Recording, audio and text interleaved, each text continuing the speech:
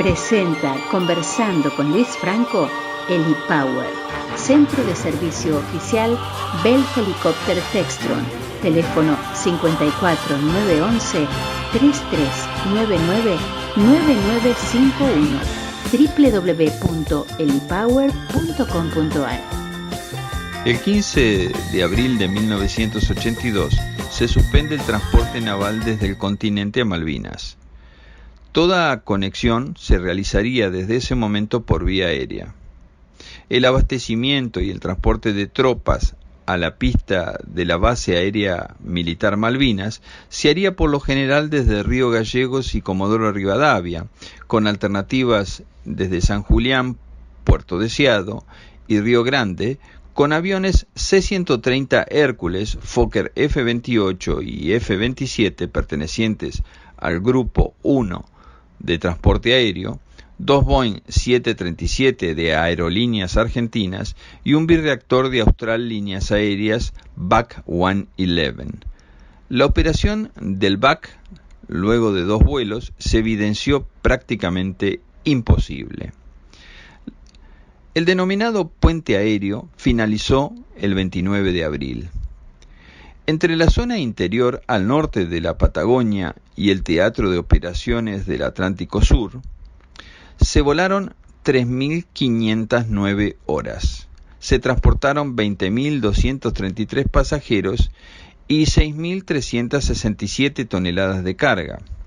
La aviación de transporte trasladó exclusivamente a Puerto Argentino 9.215 pasajeros y 5.008 toneladas de carga en 1.929 horas de vuelo, efectuando 452 aterrizajes en la pista de la base aérea militar Malvinas. Las dos aeronaves de Aerolíneas Argentinas, que comenzaron a operar desde el 11 de abril, hicieron 91 aterrizajes. El excomandante de Aerolíneas Argentinas, Juan José Andino, ha sido un protagonista de primera línea en el puente aéreo Malvinas. Yo tengo que agradecerle muy especialmente al comandante Andino que accediera a esta entrevista para contarnos un poco de esta historia tan rica, tan sentida para los argentinos como ha sido la intervención de estos bravos pilotos civiles argentinos en el abastecimiento de nuestras Islas Malvinas en el medio del conflicto del Atlántico Sur. Muchas gracias, Juan José. De nada. Cuéntenos un poquito desde cuándo hasta cuándo fue el puente aéreo a Malvinas, por favor. Por lo que recuerdo, la fecha exacta no quiero dar una precisión que no sea cierta, pero aproximadamente desde el 7 de abril al 1 de mayo, que fue el ataque en Puerto Argentino por la flota inglesa. ¿Cómo se originó esta idea o necesidad de participación de los pilotos de Aerolíneas Argentinas en este puente aéreo a Malvinas? Bien, en ese momento el director, el presidente de la empresa era Juan Carlos Pellegrini, un hombre que fue como empresario brillante y tenía un origen militar. Él había sido abogado reclutado profesional trabajando por la Fuerza Aérea, eventualmente pidió la baja y se dedicó a una carrera empresarial.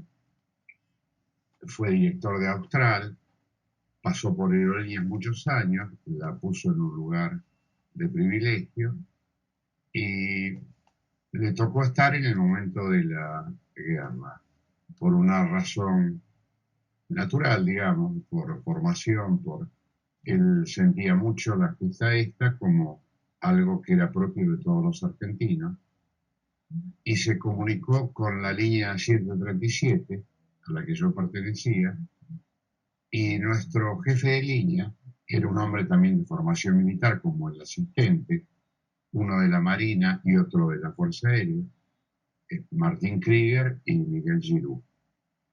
Y dado que la Fuerza Aérea no tenía capacidad de carga porque hubo un imprevisto, se declaró un bloqueo en las islas y hubo un barco que se dirigía allá que entró en Puerto Deseado por el famoso bloqueo, había mandado submarinos. Se le pidió a Aerolíneas una colaboración. Entonces este hombre, el presidente, llamó a Giroud y a Krieger y le preguntó cómo si se podía dar una ayuda y le dijeron que sí, y Pellegrini puso algunas condiciones. Una de ellas es que fueran todos voluntarios, no quería forzar a nadie, y hizo un comentario que dado que la operación iba a ser bajo el punto de vista militar, tuviéramos cuidado en los pilotos que seleccionábamos, además de ser voluntarios, era preferible que fueran instructores de la línea, era mi caso, y ahí, bueno, nos ofrecimos de voluntarios 18 o 20, y se nos convocó. En ese momento, el 1 de abril, yo estaba de vacaciones en Río de Janeiro, me llamaron por teléfono, me dijeron si quería ser voluntario, dije que sí, me pidieron que volviese, volví. Ese mismo día que llegué de Río, fui en un Fokker de la Fuerza Aérea, llegué a Buenos Aires, me fui con un avión de aerolíneas a Comodoro y de ahí hice un reconocimiento de la pista que tenía ciertas dificultades técnicas para reconocerla.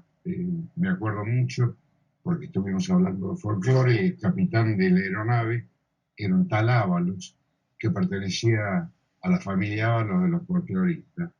Bueno, se reconoció la pista, las dificultades que habían era que no cumplía con los requisitos para una operación segura, porque era muy corta, 1200 metros, no daba la performance del avión.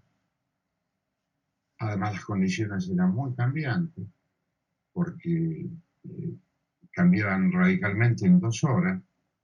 No hay que olvidar que las Malvinas están, digamos, en la misma latitud que Río Gallegos, el estrecho de Magallanes, que ahí es un tubo Venturi, un conducto donde pasan todas las bajas y las altas del Pacífico, no las detiene ninguna cordillera, nada. O sea que las condiciones en inicio de invierno eran bastante críticas desde el punto de vista de operación, la pista no tenía radioayuda, era de concreto, pero tenía una sola calle de salida y una plataforma muy reducida. Esto implicaba que si un avión se detenía por cualquier razón, obstruía la pista, la calle de salida, el taxiway, se cerraba el aeropuerto.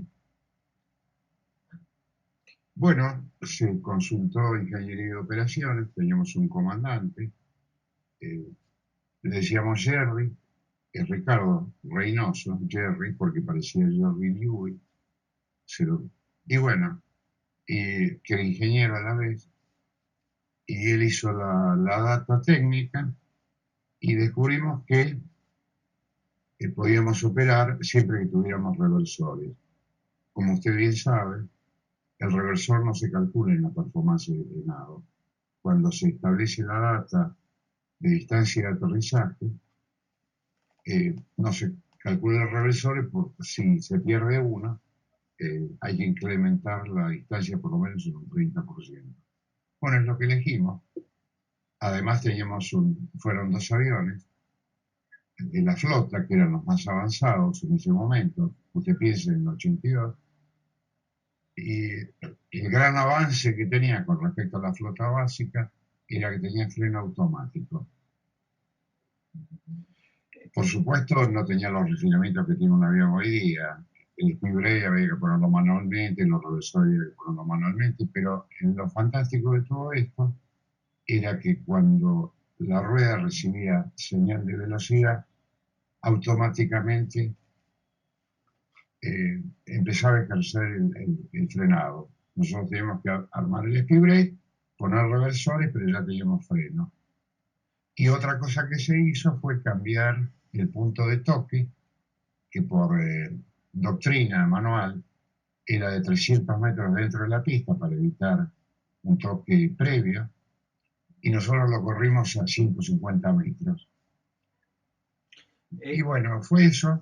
La operación de la pista no tenía grandes radioayudas. El alumbrado era como mínimo no demasiado brillante. No había posibilidad de cambio de intensidad. No teníamos base. Y la única radioayuda que había era un bor, que como usted bien sabe es de no precisión. O sea que si el techo estaba muy, muy bajo, era imposible la operación. Y como complemento a las dificultades, había un pequeño acantilado, mínimo, 15 metros, 16 metros. Inmediatamente, después de ese acantilado, a 150 metros, comenzaba la pista. Usted imagínese que aterrizando a 130, 140 nudos, esos 150 metros eran un suspiro. Entonces lo que hicimos era poner una altura que permitiera salvar el obstáculo del acantilado, que eran 100 pies, 30 metros. Entonces bajábamos, nos poníamos visor, esto le estoy hablando de noche, de día era mucho más simple. De noche bajábamos hasta que teníamos la alarma de radioaltímetro del 100 pies. Ahí lo manteníamos y cuando pegaba el salto de 100 pies a 60 o a 40, creo, ahí ya estábamos en un segundo sobre la pista, cortábamos y directamente íbamos al toque sin sutileza. La famosa argentinada de aterrizar suavemente, sin que se siente el aterrizaje y no corría. Ahí investigamos la pista. Era como un portaaviones, digamos, ahí Era una especie de portaaviones. Sí. Es increíble. Esto en condiciones normales con pista seca no presentaba una tremenda dificultad. Pero cuando los vientos, como ya dije, son muy cambiantes, ahí entran las bajas y las altas una tras de otra, y había veces que había vientos de orden de 30, 40, a veces más, que no era estrictamente alineado a la pista. El viento predominante, por supuesto, en esa zona y del oeste, pero estaban rodeados Malvinas, donde estaba el aeropuerto, la isla Soledad, con unos cerros, el más distinguible era el Monte London. Entonces, con ese obstáculo, con los vientos, generaba en la cabecera de pista, que estaba al lado del mar, vientos cambiantes. O sea que había que estar muy atento. Ustedes, obviamente, operaron. Los vientos son cambiantes, pero digamos predominantemente operaron siempre, digamos, del lado del acantilado o en la cabecera contraria. Exacto. También. No, mire, hubo prácticamente lo que yo recuerdo, yo hice 9 vuelos. Casi todos los vuelos los hice entrando por el mar. Ajá. O sea, con la dirección predominante del viento. En la mitad de los vuelos fueron de noche y la mitad de día. Claro. Y otro inconveniente, operamos en 2 tandas. La primera tanda fue de Comodoro Rivadavia. Habíamos sacado los asientos del avión para tener más espacio de carga. Se cargaban 115 soldados con equipo de combate. O sea que los soldados pesaban más que lo que era el promedio de pasajero comercial. El promedio de pasajero comercial en esa época se calculaba en 80 kilos. Los soldados pesaban aproximadamente 115 kilos, con mochila, fusil y todo lo demás. Así que generaba no lo supimos nunca, porque en el cálculo de balanceo aproximadamente sabíamos el peso que le habíamos quitado al avión por los asientos. Pero había soldados, por ejemplo, que iban con un mortero, y iban con la munición, así que era un poco estimativo. Y llevamos el combustible de ida y de vuelta, porque en la isla no se podía usar el combustible por razones militares, era obvio. Así que salíamos, calculábamos con un ligero sobrepeso y aterrizamos en el máximo de aterrizaje. Eso con la brusquedad del aterrizaje hacía que fuéramos muy sensibles al revisar la estructura del tren de aterrizaje después de cada golpe, porque teníamos los testigos, hay ciertos indicadores en el tren de aterrizaje que permiten eh, calcular si se ha sobrepasado la carga máxima. Nunca tuvimos ese inconveniente. Eh, Fuimos brutos, pero controlados. Pero sí tuvieron el inconveniente de al no estar, digamos, los soldados con arneses, entiendo, con sujetos, con un cinturón o algo, en la reversa se sentía eso, ¿no es cierto? Por supuesto, bueno, era en el momento que podíamos, no, le poníamos la máxima potencia, cortábamos el aire acondicionado del avión para tener un exceso de potencia. El avión se mide por relaciones de presión, el motor. Entonces, y se mide con un indicador que se llama EPR, Engine Pressure Ratio. Y nos daba 3 EPR más. Esos 3 EPR no tiene idea lo efectivo que eran. En condiciones secas el avión paraba que parecía un avión de tamaño mucho menor. Y bueno, por la tremenda desaceleración, todos los chicos que no iban atados, iban sentados en el piso, y eran todos chicos de 18, 19 años, algún sargento, teniente, había también, se amontonaban todos golpeaban contra los mamparos del baño y de la puerta y del galley. Y en ese momento, es curioso, pero lo tomaban como si fuera una broma. Se reían, quedaban todos amontonados, entrelazados entre ellos. Y era conmovedor ver tanta inocencia. Y allí alguna anécdota ocurrió, según me comentó Sí, en privado. le pasó a Eduardo Blau, creo que iba volando el otro comandante, era Alberto Paracampo, 2 ex marinos, ambos ex oficiales de la Armada, que ponen el reversor, por supuesto, se abre la puerta de la cabina, que estaba trabado, pero no era una traba como las de hoy día, era una traba magnética. Ahora hay un pasante, un cerrojo, usted sabe que cambió toda la aviación. Y bueno, se abrió la puerta de la cabina y entraron rodando 2 granadas, que no es agradable. Y bueno, esa fue la contaron, que se habían pegado un susto considerable. Y a partir de ese incidente, se les pedía a los soldados que embarcaban que sacaran la espoleta de la granada y la aseguraran de una forma. Llevaban 2 normalmente cada soldado, entonces que la pusieran en lugares distintos, porque usted sabe que la espoleta es muy sensible.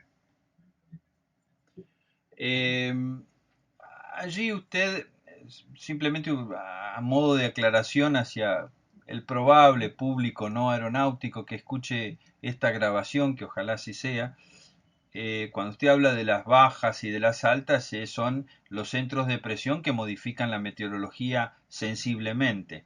O sea, Exactamente. realmente las condiciones de operación eran muy marginales, ¿no? Y también intervinieron muy poquito 2 aviones de Australes que estaban más limitados todavía y no fue conveniente seguir con esa operación, ¿verdad? De Austral, quise decir. Claro, los aviones que operaron, los que yo recuerdo, fueron los Hércules, el C-130, que operaron durante todo el conflicto, aún cuando se combatía intensamente. Los F-27, no estoy seguro de esto, que ya han Sí, operado, sí. no tengo datos. Los Fokker, que tenía la limitación de no tener el reversor. Hubo un incidente que un Fokker de Fuerza Aérea cerró el aeropuerto 36 horas porque se pasó de pista y lo tuvieron que traer al continente con el tren abajo, el tren de aterrizaje. Y los BAC, en una de las oportunidades que estaba aterrizando y desembarcando soldados y carga, aterrizó un BAC y yo lo miré aterrizar y me pareció que era muy, muy crítico porque terminó en la cabecera opuesta, tuvo que hacer un giro muy cerrado para volver y salir por la calle de rodaje, y hablé con el comandante que lo conocía, un tal Ríos. Los comandantes que operaron en esos vuelos de Austral fueron Ríos y Schoenfeld. Y bueno, entonces hablé con el petizo Ríos, que era un buen tipo, éramos no amigos, pero conocidos de los parques de tomar café. Y lo que dijo no lo puedo repetir, pero dijo, esto no va más porque acá no nos da. El tipo de reversor que tenía era un reversor que reversaba a través de la turbina por el compresor de alta, lo que se llama clamshell o reversor tipo almeja. En el 37, que teníamos 50% más de potencia, y eso hace la diferencia, en el momento de la desaceleración teníamos un reversor fantástico que reversíamos en la tobera de escape, que era del tipo Concha WD. Era clásico ver en Aeroparque cuando se aterrizaba que salía un montón de chaperío y se cerraba atrás de la turbina. En el BAC no era apreciable eso. Ajá. Era un avión con muchas limitaciones. Aparte, siendo avión inglés, nosotros teníamos anti-skid, que por la velocidad, ellos tenían un sistema muy viejo que se llamaba Mazaret, que les bloqueaba las gomas. Usted frenaba, le bloqueaba las gomas y la rueda entraba a patinar. No era un avión adecuado de ninguna manera para... Ya de por sí el 737 estaba limitado, ¿no? Así que allí también hubo algunas anécdotas que usted con mucha simpatía y tal vez afecto por esta situación tan tensa por un lado, pero que también ya a veces llamaba al humor. Había alguna anécdota interesante, ¿no? Me contó con un comandante un poco... Osvaldo Larumbe. Cuéntenos. El petiso Larumbe de Fuerza Aérea, que tiene millones de anécdotas. Voy a contarla, si puedo, dos referidas a la guerra. ¿Cómo no? Teníamos un procedimiento militar con un código militar, una palabra que nos identificaba como vuelo argentino y de transporte. Nuestra identificación, el tiempo que yo volé, al menos la de nuestras tripulaciones, era Petrel 1. Y todos los días cuando usted iba a operaciones le daban una palabra, cualquiera, papá. Y cuando entraba a 70 millas ponía su transponder, se identificaba, apagaba el transponder, no hablaba, hasta que el controlador le decía, identifique papa, identifique la primera letra, papa, alfa, y que estaba, ok. Entonces sabía que éramos nosotros, hacíamos el procedimiento sin hablar, y cuando enfrentábamos la pista nos decían autorizado a aterrizar. Esto era la convencional. Bueno, un día Larumbe sale de Gallegos, fue la segunda etapa, ya había bastante nerviosismo, porque había encontrado una canoa que se suponía que era de comandos, habían tomado las islas Georgias y Great Beacon, sabíamos que venían y venían en serio, que la tensión era en qué momento van a atacar. Este hombre, en vez de cumplir el corredor establecido, apuntó directamente al borde de la isla, en la radio de ayuda, no dijo nada, se fue arrimando y los puso nerviosos. Entonces, claro, pero venía del continente, no podía haber un avión inglés viniendo del continente. Pero cuando estaba a 30 millas llamó y dijo, Falkland, this is British 304. Do you hear me? Silencio absoluto. Alarma general. Toda la gente corriendo a los cañones. Viene, y él, bueno, hasta que uno de los toreros dijo, say again, y lo repitió el mensaje. Y por alguna razón, que debe ser un compañero de él, dijo, no, este es la lumbre. Y así fue. Fue divertidísimo. Otra de las anécdotas es un poco escatológica. Disruptivo, por lo menos. Nos juntábamos a la noche a sonar las tripulaciones. Y en los primeros vuelos había un ambiente, si se quiere, de estudiantina, de alegría, de haber recuperado o estar tratando de recuperar un pedazo de tierra argentina que lo teníamos metido.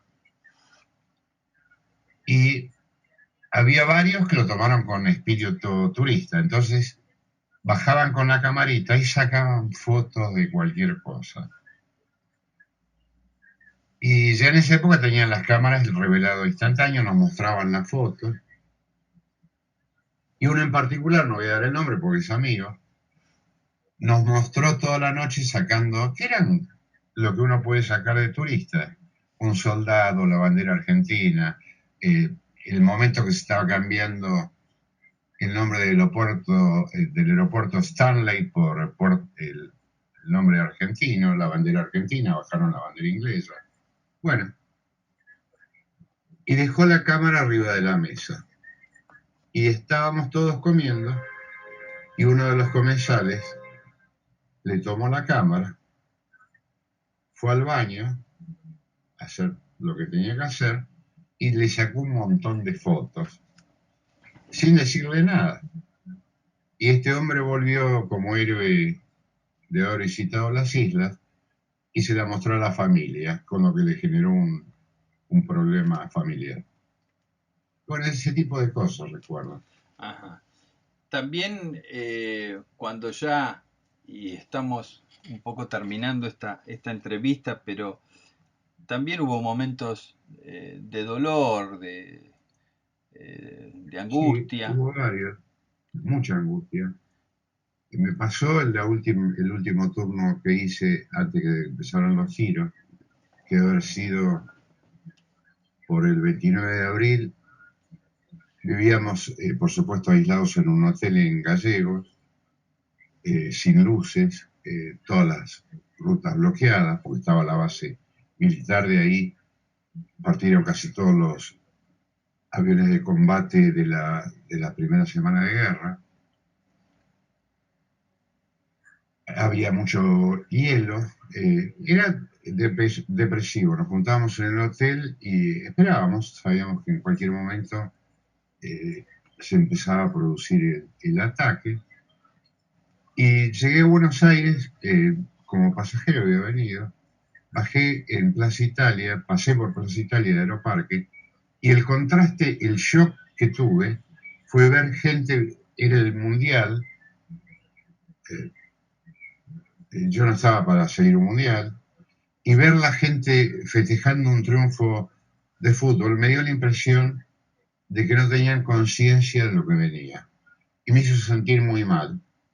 Y en vez de tener la alegría de volver a casa y compartir un rato con mi familia, me dio la impresión que había muy poca gente comprometida, que era una especie de reacción adolescente ante un partido de fútbol cuando lo que se jugaba era mucho más, como se demostró. Juan Carlos, tengo que agradecerle especialmente por esta entrevista, pero mucho más por lo que se hizo allí, en nuestras islas. Creo que voy a expresar a todos los que escuchen, gracias a todos los valientes que estuvieron allí, civiles y militares, y por este tiempo que nos permite tener fresco, que todavía tenemos tierras allí irredentas, como tantas veces se dijo, y no quiero caer en un lugar común, pero bueno, le expreso mi agradecimiento, mi admiración, a usted y a todos aquellos héroes, tal vez anónimos, que hicieron que por un tiempo, y ya ha quedado registrado en la historia, la bandera argentina flameara en nuestras Malvinas. Así que muchas gracias por su Le testimonio. agradezco, le agradezco, y hay 137 soldados en Starley, que son argentinos, que dan testimonio. Así es. Y usted, al recordarlo, les rinde un homenaje al cual adherimos todos. Muchas gracias, Juan Carlos. Mis respetos. Juan José, Juan José. Juan, Juan José. bueno, Juan de José nada, y espero que le haya servido, y gracias. ¿Cómo que no? Esto ha sido realmente muy tocante y fue una conversación con Juan José Andino, comandante de Aerolíneas Argentinas y participante del Puente Aéreo Malvinas para Aeromarket Podcast. Auspició, conversando con Luis Franco, Cielo Sociedad Anónima, mantenimiento y venta de aeronaves. Representante Cirrus Aircraft. Cielo, más de 40 años al servicio del cliente. Cielo, Aeropuerto Internacional San Fernando, Buenos Aires, Argentina. Teléfono 5411-4714-2002 www.cielosa.com.ar